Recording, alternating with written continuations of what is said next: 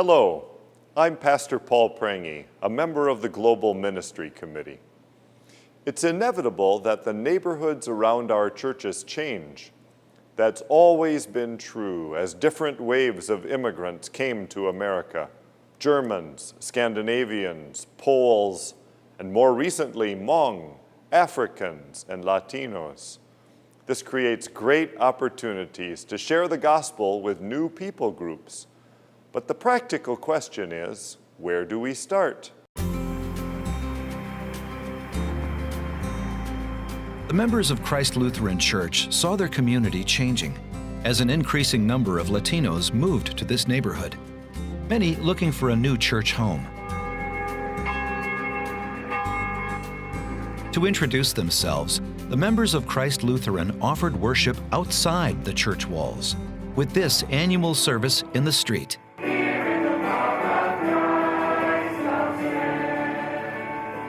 We knew that before we could get them inside the doors of the church, if we could get them on the street next to the church and them get to know us, then we'd have a chance of being able to pastor to them, to be able to teach them about Jesus.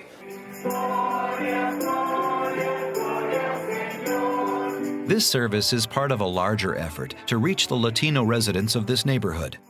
Longtime members have found a range of ways to connect with their new neighbors, offering English classes, opening a food pantry, and encouraging Latino families to enroll their children in the church's elementary school.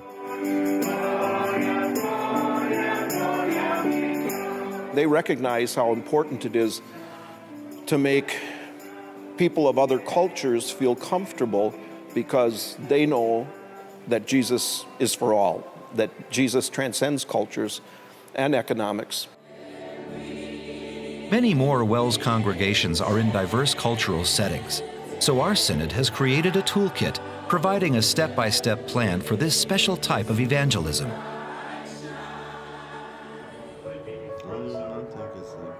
The toolkit plan encourages church members to meet face-to-face with people to find out their specific needs.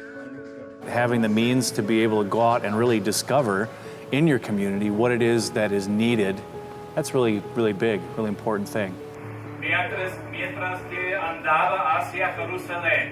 Once needs are identified, the toolkit then provides ways to connect church leaders with experienced synod mentors who can offer guidance for the specific cross-cultural opportunity.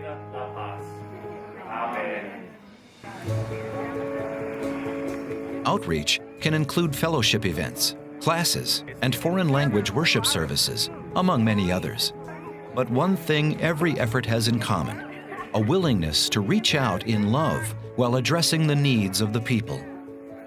In order for a congregation to be effective in cross-cultural ministry, we really have to come to grips with that, of being welcoming to people who talk differently, who dress differently, who eat differently, whose customs are different. We need to see them. You want to take the lid off of that?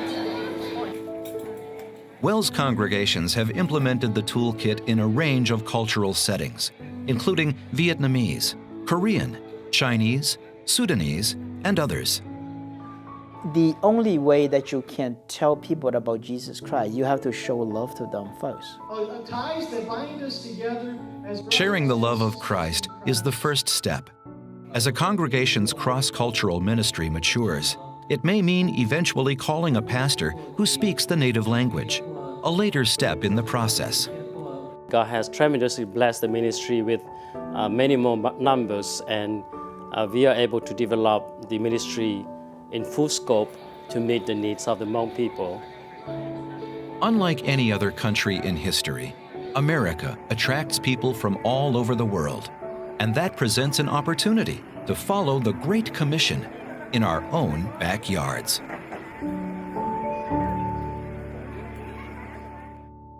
The cross-cultural toolkit comes from the WELS Joint Mission Council, which offers resources for both domestic and international settings.